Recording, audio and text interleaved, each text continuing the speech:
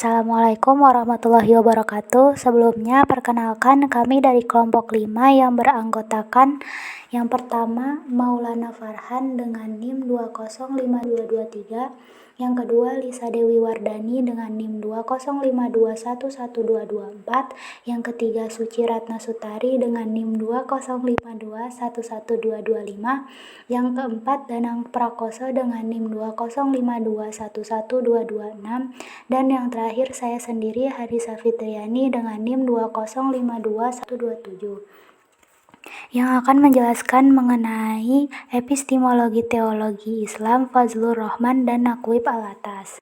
Selanjutnya materi yang pertama akan dijelaskan oleh Maulana Farhan. Pengertian epistemologi.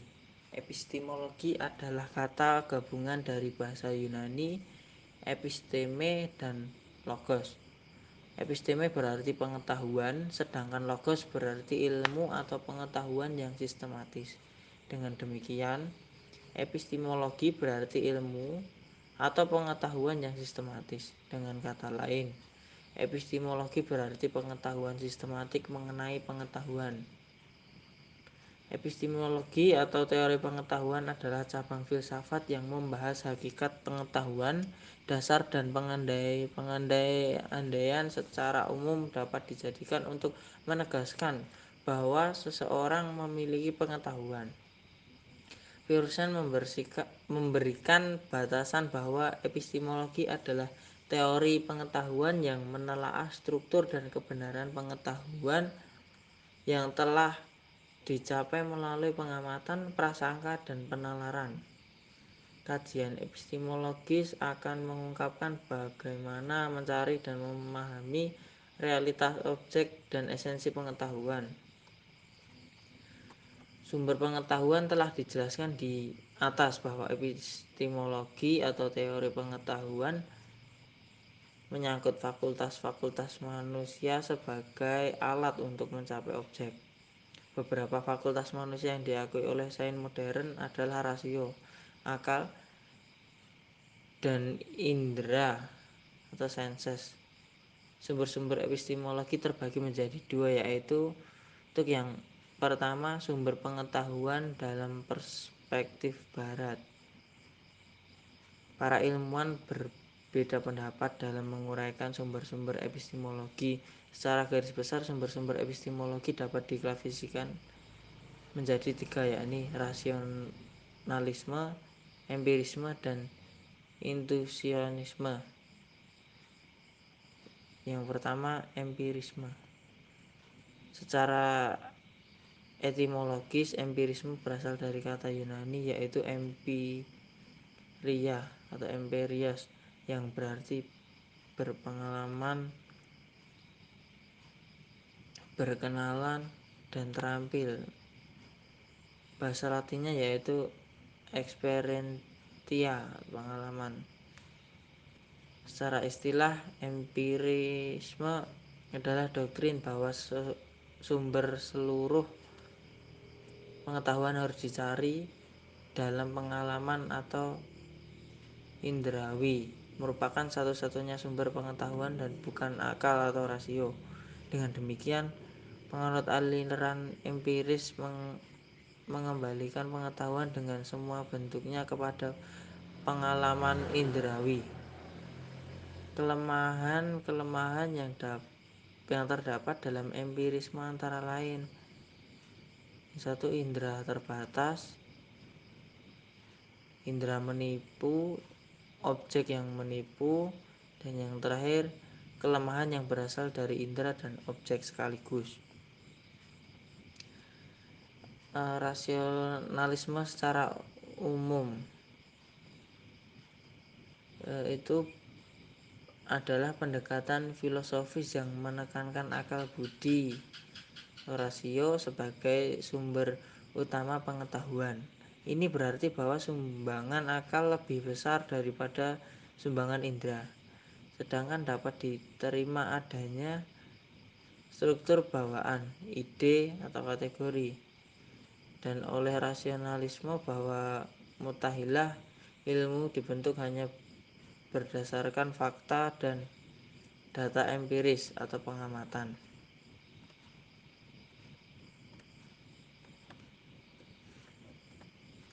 Kritisme antara rasionalisme dan empirisme telah terdapat pertentangan yang sangat jelas, yakni antara rasio dan pengalaman sebagai sumber kebenaran pengetahuan. Manakah yang sebenarnya sebagai sumber pengetahuan itu? Nah, karena kedua aliran tersebut saling mempertahankan pendapatnya masing-masing, maka untuk mendamaikan pertentangan kedua aliran tersebut, tampillah Immanuel Kant sebagai seorang filsuf Jerman di tahun 1724 sampai 1804. Dia mengubah kebudayaan dengan menggabungkan aliran rasionalisme dan empirisme, sehingga terbentuk aliran yang dikenal sebagai kritisme. Kritisme adalah filsafat yang diintrodusir oleh Immanuel Kant dengan memulai perjalanan menyelidiki batasan-batasan kemampuan rasio sebagai sumber pengetahuan manusia. Nah, yang kedua, sumber pengetahuan dalam perspektif Islam. Epistemologi sebagai cabang dan filsafat sains secara khusus membahas sumber-sumber pengetahuan. Untuk sampai pada pengertian epistemologis Islam, maka perlu pendekatan secara genetivus, subjektivus, yaitu menempatkan Islam sebagai subjek. Islam dijadikan sebagai subjek atau tolak ukur berpikir, dan epistemologi dijadikan sebagai objek atau sebagai kajian. Epistemologi sebagai hasil pikiran manusia tidak bermaksud menafsirkan Islam, tetapi bertujuan bahwa cara memperoleh pengetahuan, bagaimana metodologi pengetahuan, hakikat pengetahuan, dan sebagainya yang berhubungan dengan epistemologi. Nah, maka dengan sendirinya epistemologi Islam adalah menelaah epistemologi dan kacamata Islam, atau dengan kata lain adalah epistemologi menurut Islam. Perjalanan Fazlur Rahman. Fazlur Rahman 1919-1988 berasal dari keluarga ulama bermazhab Hanafi. Fazlur Rahman lahir pada 21 September 1919 di distrik Hazara ketika India belum pecah menjadi dua negara. Daerah tersebut sekarang terletak di sebelah barat Laut Pakistan. Ayahnya, Maulana Sahab Al-Din, adalah seorang ulama terkenal lulusan Deoband. Keluarganya dikenal sebagai kalangan alim yang termasuk tekun menjalankan ibadah agama. Ibadah sehari-hari dijalankan secara teratur dan tepat waktu, seperti sholat, puasa, zakat, haji, dan lain-lain. Ini sebagai bukti bahwa kondisi keluarganya adalah masuk Sunni dan masih memegang teguh tradisi. Ia menikah dengan Nona Bilqis Rahman. Semenjak usia 10 tahun, ia telah menghafal Al-Quran sebanyak 30 juz. Walaupun kecenderungan keluarga masih berkutat pada bentuk masyarakat tradisi, namun pola pikir kekeluargaan sangat akomodatif terhadap unsur modernitas. Ayahnya sangat menghargai pendidikan sistem modern, sehingga dorongan keluarganya itulah yang banyak mempengaruhi pemikiran Fazlur Rahman di kemudian hari. Pada usia 14 tahun atau sekitar tahun 1933, Fazlur Rahman dibawa ke Lahore, tempat tinggal leluhurnya. Di sanalah ia masuk sekolah modern. Sekolah atau madrasah ini didirikan oleh Muhammad Qasim Nanotawi pada tahun 1867.8. Akan tetapi pada malam harinya ia tetap mendapatkan pelajaran agama secara tradisional dari Maulana Sahab Al-Din di tempat tinggalnya. Semangat muda Rahman mengantarkan dia mulai gemar belajar filsafat, bahasa Arab, teologi, hadis, dan tafsir. Lebih dari itu, karir intelektualnya ditingkatkan dengan penguasaan berbagai bahasa, Persia, Urdu, Inggris, Perancis, dan Jerman. Bahasa Eropa kuno pun Latin dan Yunani ia dalami juga. Pada tahun 1940, promotor neomodernisme ini menyelesaikan pendidikan akademiknya dengan gelar Bachelor of Art atau BA dalam bidang bahasa Arab pada Punjab University Lahore. Tahun 1942, gelar Master atau MA berhasil diperolehnya di universitas yang sama. Untuk meraih cita-citanya dalam kajian Islam, ia tidak melanjutkan belajar di Timur Tengah, tetapi ia mencoba untuk menerobos dunia Barat. Di usia 27 tahun atau 1946, Fazlur Rahman berangkat studi doktoral di Universitas Oxford, Inggris. Disertai yang ia angkat adalah tentang Ibnu Sina di bawah bimbingan Profesor S. van den Berg dan H.A.R. Gibb. Gelar Ph.D. atau filosofi doktor berhasil ia raih pada tahun 1949. Padahal sebelumnya Fazlur Rahman telah pula menyelesaikan Ph.D.-nya di Lahore, India. Hal ini juga dalam pandangan Fazlur Rahman mutu pendidikan tinggi Islam di India ketika itu amat rendah. Perkembangan pemikiran dan karya-karya Fazlur Rahman. Perkembangan pemikiran dan karya-karya Rahman dapat diklasifikasikan ke dalam 3 periode, yaitu periode pembentukan atau formasi, periode perkembangan, dan periode kematangan. 1. Periode pertama. Periode pembentukan. Periode pertama disebut periode pembentukan karena periode ini Rahman mulai meletakkan dasar-dasar pemikirannya dan mulai berkarya. Periode ini dimulai sejak beliau belajar sampai dengan menjelang kepulangan ke negerinya Pakistan. Setelah mengajar selama beberapa saat di Universitas Durham, Inggris, secara epistemologi, pemikiran dan karya-karya Rahman pada periode ini didominasi oleh pendekatan historis. Periode kedua, periode perkembangan. Periode kedua disebut periode perkembangan karena pada periode ini Rahman mengalami proses menjadi, yaitu proses berkembang dari pertumbuhan menuju ke kematangan. Periode ini dimulai sejak kepulangan Rahman dari Inggris ke Pakistan sampai dengan menjelang keberangkatannya ke Amerika. Pada periode ini Rahman disibukkan oleh kedudukannya sebagai Direktur Lembaga Riset Islam dan sebagai anggota Dewan Penasihat Ideologi Islam pemerintah Pakistan. Dengan doa kedudukan tersebut, Rahman terdorong untuk mendefinisikan Islam kembali bagi Pakistan. Secara epistemologi, pemikiran dan karya-karya Rahman pada periode ini mulai beranjak dari pendekatan historis menuju ke pendekatan normatif. Periode ini ditandai oleh sesuatu perubahan yang radikal. Periode ketiga, periode kematangan. Karya-karya intelektual Rahman sejak kepindahannya ke Chicago 1967 mencakup hampir seluruh kajian Islam, normatif maupun historis. C. Pemikiran epistemologi menurut Fazlur Rahman. Dalam buku yang berjudul Islamic Methodology in History, Fazlur Rahman menjelaskan konsep pengetahuan kaum muslimin, The Muslims Concept of Knowledge. Di dalamnya Rahman menjelaskan konsep pengetahuan kaum muslimin dan perkembangannya. Menurut Rahman, Al-Quran berkali-kali menggunakan istilah ilm yang secara umum bermakna pengetahuan. Pada masa Nabi Muhammad, ilmu pengetahuan dimaknai seperti itu. Kemudian setelah masa sahabat, Islam berkembang menjadi suatu tradisi. Pada masa itu, kata ilmu mulai digunakan dengan pengertian pengetahuan yang diperoleh melalui proses belajar.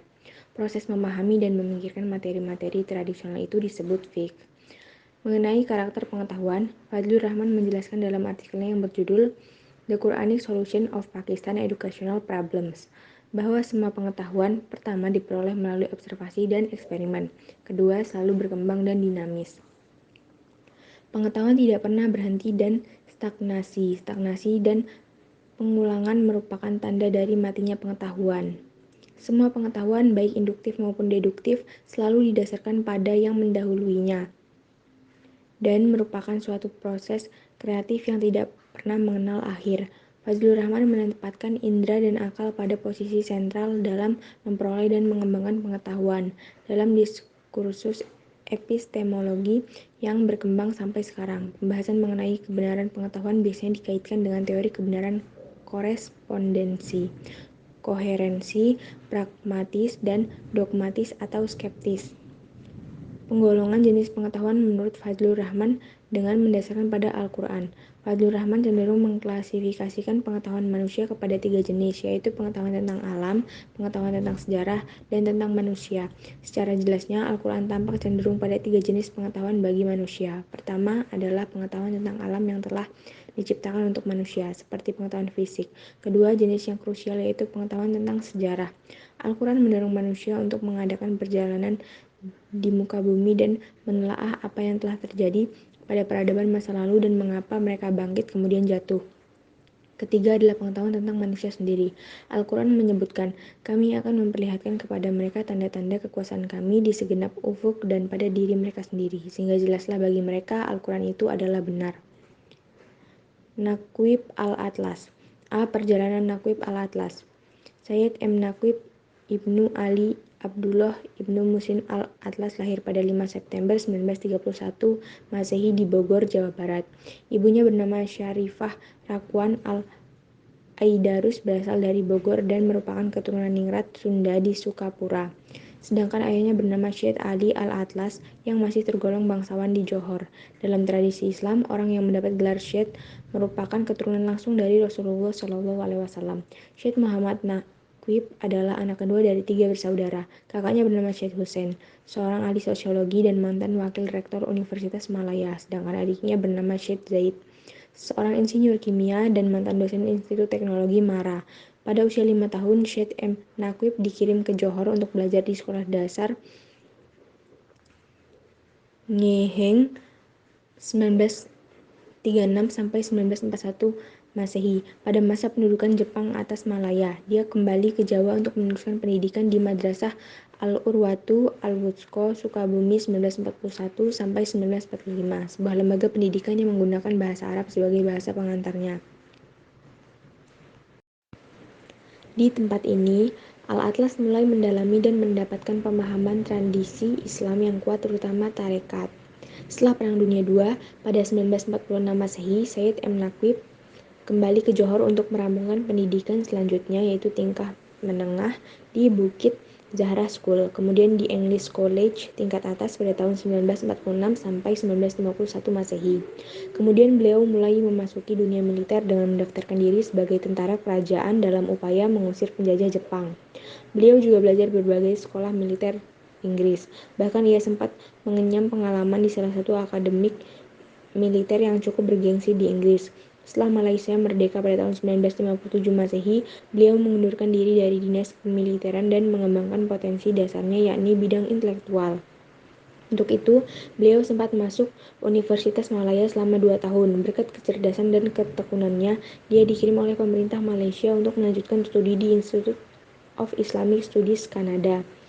Dalam waktu yang relatif singkat, yakni 1959 sampai 1962 Masehi, belum puas dengan pengembaraan intelektualnya, Al-Atlas kemudian melanjutkan studi ke School of Oriental and African Studies di Universitas London. Pemikiran epistemologi Islam menurut Naqib al-Atlas. Al-Atlas menjelaskan bahwa kemerosotan ilmu pengetahuan Islam terutama sekali berhubungan dengan epistemologi. Problem utama Islam muncul ketika sains modern diterima di negara-negara muslim modern. Di saat kesadaran epistemologis muslim amat lemah. Padahal epistemologi sains modern berpijak pada landasan pemisahan agama dalam ilmu pengetahuan. Epistemologi Islam tidak berangkat dari keraguan, dalam kata lain, sebagaimana sains modern barat dikembangkan dengan berlandaskan kepadanya, melainkan berangkat dari keyakinan akan adanya kebenaran itu sendiri. Kebenaran yang secara inheran telah terkandung dalam Al-Quran sebagai petunjuk Tuhan. Bagi Al-Atas sendiri, dalam proses pembalikan kesadaran epistemologis ini, program Islamisasi menjadi satu bagian kecil dari upaya besar pemecahan masalah epistemologi ilmu pengetahuan. Pemikiran pendidikan menurut Naqib Al-Atas. Pemikiran Syed Naqib Al-Atas dalam bidang pendidikan didasarkan pada keprihatinannya terhadap penyampitan makna-makna istilah-istilah ilmiah Islam yang disebabkan oleh upaya westernisasi, mitologisasi, pemasukan hal-hal yang gaib dan sekularisasi. Untuk itu, Al-Atas mengenalkan dan mengemukakan tentang proses dewesternisasi dan islamisasi sebagai langkah awal pembangunan paradigma pemikiran Islam kontemporer. Dilanjutkan metafisika dan epistemologi sebagai dasar pendidikannya. Dewesternisasi adalah pembersihan Islam dan westernisasi. Westernisasi adalah pemberatan meniru atau mengambil alih gaya hidup Barat. Jadi, dewesternisasi adalah proses pemurnian sesuatu dari pengaruh Barat. Dalam pandangan Al-Atas, dewesternisasi adalah proses mengenal, memisahkan unsur-unsur sekuler berupa substansi, ruh, watak, dan kepribadian kebudayaan serta peradaban Barat dari tubuh pengetahuan yang akan mengubah bentuk-bentuk nilai-nilai tafsiran konseptual isi pengetahuan yang disajikan seperti sekarang. Metafisika dan epistemologi. Selain dewesternisasi, Al-Atas juga mengemukakan tentang dasar pendidikannya, yaitu mentafsirkan dari epistemologi istilah metafisika. Al-Atas berangkat dari paham teologisnya. Dalam tradisi tasawuf Islam, dikenal beberapa istilah yang mubtadi, mutawid, dan mutahi. Mutabdi adalah seorang sufi hanya terbatas pada moral dan adab.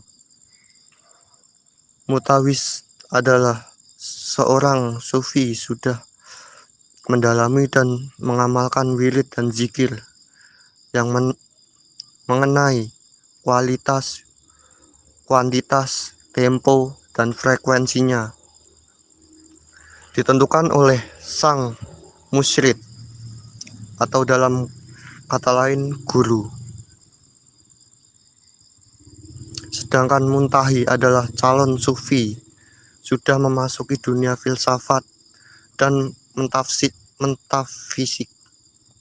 Pada tingkat ini, calon sufi diwajibkan mengenal 3 ilmu, yaitu kebijaksanaan, ketuhanan, ilmu nakliyah atau syariah, dalam kata lain al-umum, al-syariah, dan ilmu rasional, dalam kata lain al-ulum dan al-akliyah.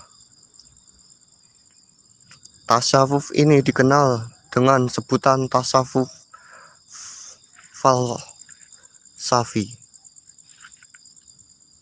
Upaya penghidupan kembali tasawuf falsafi Al-Atas merupakan keniscayaan untuk menghapuskan pandangan Barat tentang ilmu pengetahuan melalui 3 ilmu tersebut. Selain itu, krisis kebudayaan Barat dengan paham sekularisasi berawal dari landasan filosofis yang tidak mau mengenal atau menerima paradigma pemikiran alternatif. Hal ini dapat dilihat pada landasan epistemologi Barat yang hanya mengacu pada pendekatan rasional empiris filosofis. Justru paradigma pemikiran Islam yang menggunakan rasional empiris filosofis intuitif dan meta empiris merupakan paradigma alternatif yang menjanjikan. Kesimpulan dari epistemologi teologi Islam Fazlur Rahman dan Naqib Al-Atas, epistemologi atau teori pengetahuan adalah cabang filsafat yang membahas hakikat pengetahuan, dasar, dan pengandaian secara umum dapat dijadikan untuk menegaskan bahwa seseorang memiliki pengetahuan. Epistemologi sebagai hasil pemikiran manusia tidak bermaksud menafsirkan Islam, tetapi bertujuan bagaimana cara memperoleh pengetahuan, bagaimana metodologi pengetahuan, hakikat pengetahuan, dan sebagainya yang berhubungan dengan epistemologi. Maka dengan sendirinya epistemologi Islam adalah menelaah epistemologi dan kacamata Islam, atau dengan kata lain adalah epistemologi menurut Islam.